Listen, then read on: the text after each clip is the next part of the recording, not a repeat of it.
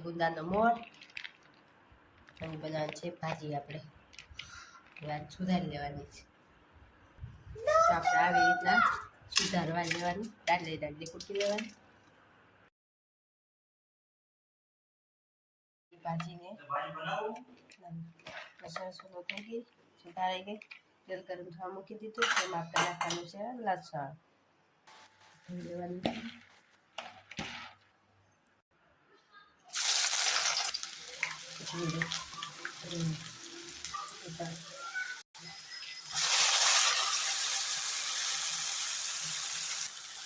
લાવી દેવાની.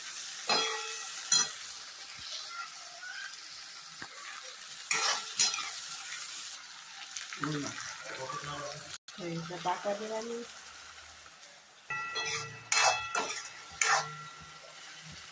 આપણે ધાણા જેવું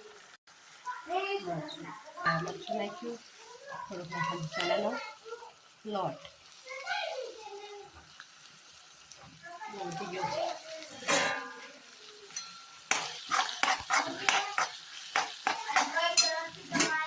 આપણે પછી આમાં નાખવાનું છે છાશ.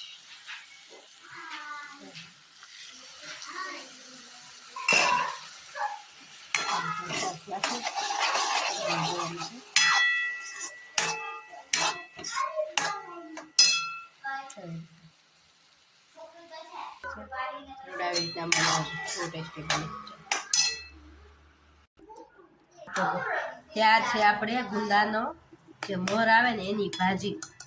જરૂર બનાવજો આવી રીતના.